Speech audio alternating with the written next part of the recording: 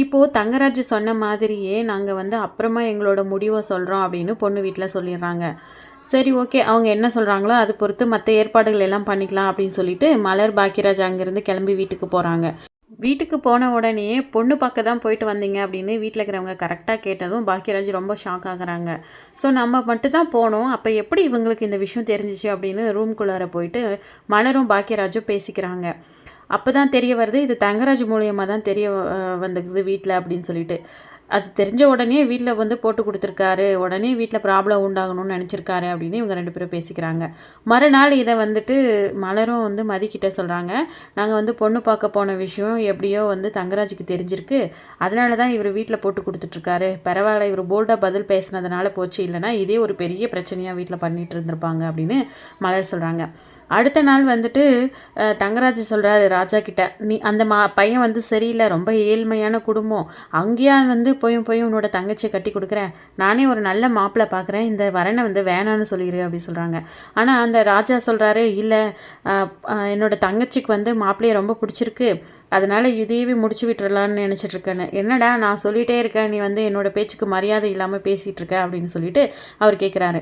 அப்புறம் சரி, ஓகே, என்ன பண்ணுறதுன்னு சொல்லிட்டு இப்போதைக்கு வந்து கல்யாணம் பண்ணுற மூடில் இல்லை, இன்னும் கொஞ்ச நாள் போகட்டும்னு நினைக்கிறோம், வேண்டாம் அப்படின்ற மாதிரி எதையோ ஒன்று சொல்லி தட்டி கழிச்சிடுறாங்க.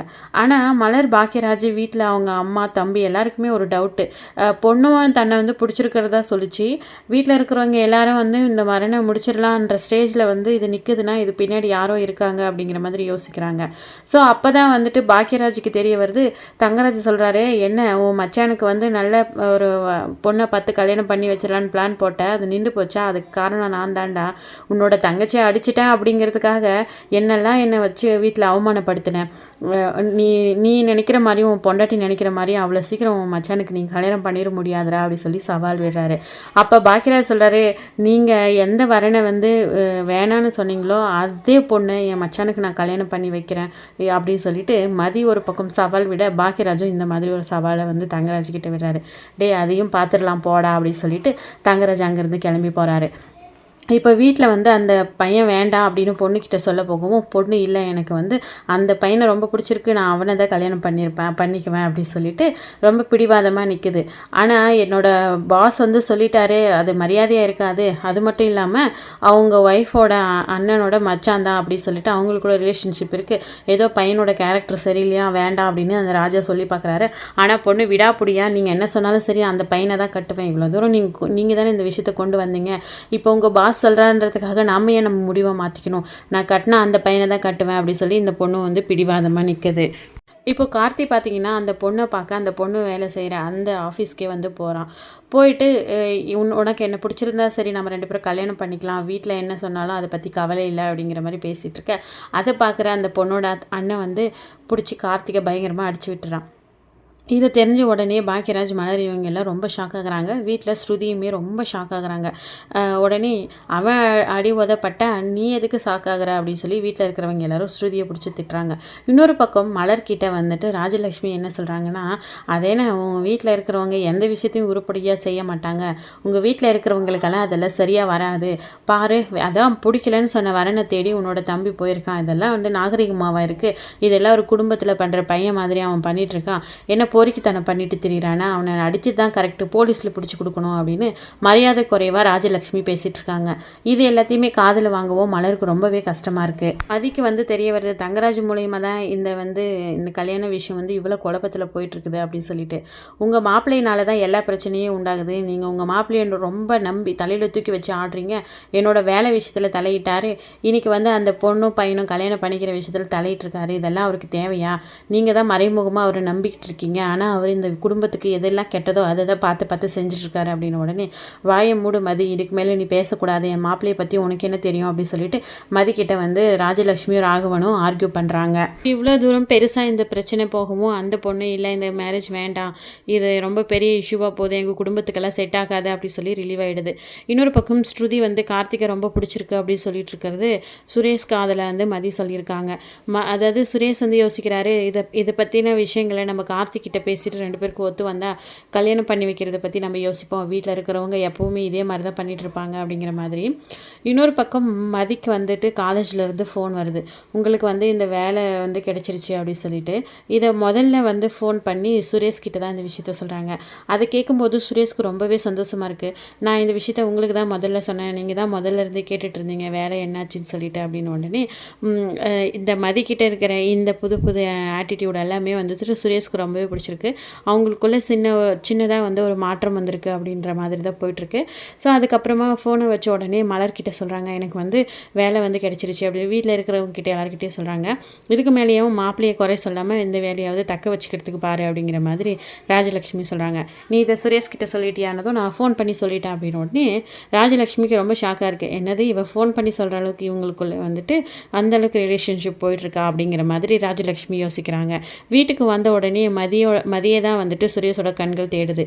அதை நோட் பண்ணுற ராஜலக்ஷ்மி, என்ன இவன் ரொம்ப மாறிட்டானே, இவ்வளோ சீக்கிரமாக இவங்களுக்குள்ளே மாற்றம் அப்படிங்கிற மாதிரி யோசிக்கிறாங்க.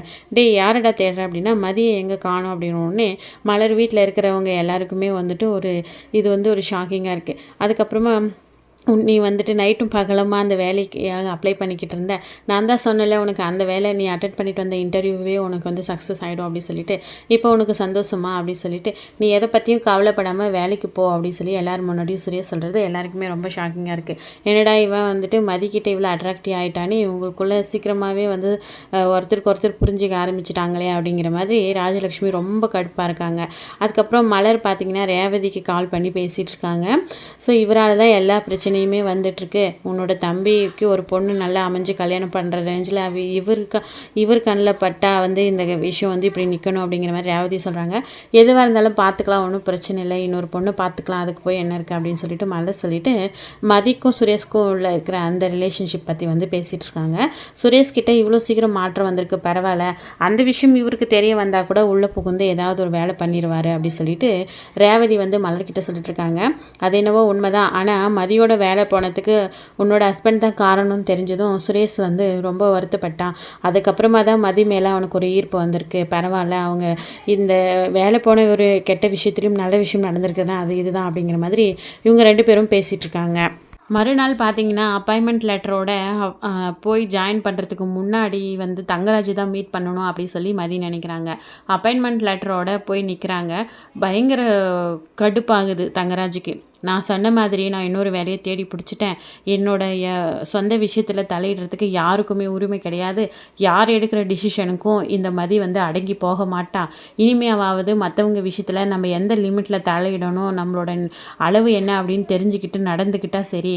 எங்கள் வீட்டில் இருக்கிற எல்லாரும் விஷயத்துலேயுமே தேவையே இல்லாமல் மூக்க நுழைச்சி நல்லவங்க மாதிரி காட்டிக்கிட்டு எல்லாருக்கும் கெடுதலை நினைக்கிறீங்க. கூடிய சீக்கிரமே உங்களோட முகத்தெரிய அத்தை மாமாவுக்கு நான் காமிக்கணும். அதுக்கான சுச்சுவேஷனும் வரும். கண்டிப்பாக வந்து ஷோ பண்ணுவேன் அப்படின்னு சொல்லிட்டு மதி பயங்கர கோவத்தோட தங்கராஜ்கிட்ட பேசிட்டு அங்கேருந்து கிளம்பி போகிறாங்க.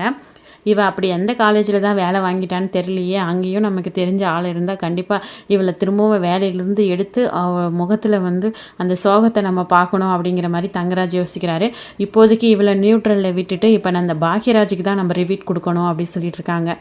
ஸோ இப்போது மதி பார்த்தீங்கன்னா சுரேஷ்க்கு கால் பண்ணிவிட்டு அந்த ஸ்ட்ரீட்டில் வந்து வர சொல்லி உட்கார்ந்துட்டு போகிறத வந்து தங்கராஜ் பார்த்து பயங்கர டென்ஷன் ஆகுறாங்க. இவன் என்ன மதியோட இவ்வளோ இணுக்கமாயிட்டானே, இவங்க 2 பேரும் ரொம்ப அளவுக்கு மீறின உச்ச கட்டத்தில் தானே எலியும் பூனையுமா சண்டை அடிச்சிட்டு இருந்தாங்க.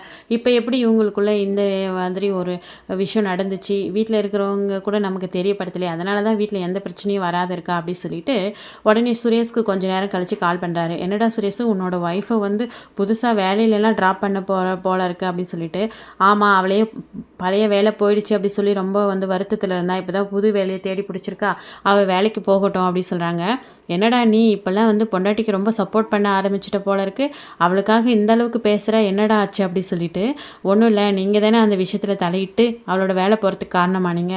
என்னதான் இருந்தாலும் நீங்கள் வந்து மதியோட வேலை போகிறதுக்கு காரணமாக இருந்திருக்கக்கூடாது, அந்த விஷயத்தில் நீங்கள் தலையிட்டிருக்கக்கூடாது அப்படின்னு சொல்லி சுரேஷ் சொல்லவும் இதை கேட்டு தங்கராஜுக்கு ரொம்ப ஷாக் ஆகுது. என்ன இந்த வீட்டில் இருக்கிற ஒவ்வொருத்தரும் நம்மளே என்னவோ ஒரு பொருட்டாக இல்லாமல் எல்லாம் நம்ம எதில் நமக்கு பிடிக்காத விஷயத்தையே செஞ்சிட்ருக்காங்க அப்படிங்கிற மாதிரி பயங்கர டென்ஷன் ஆகி நிற்கிறாரு. ஸோ இனி அடுத்தடுத்து தங்கராஜோட பிளான் என்னவாக இருக்கும், அதை எப்படி வந்து எல்லோரும் முறியடிக்க போகிறாங்க அப்படிங்கிறத எல்லாத்தையும் வெயிட் பண்ணி பார்க்கலாம். நன்றி.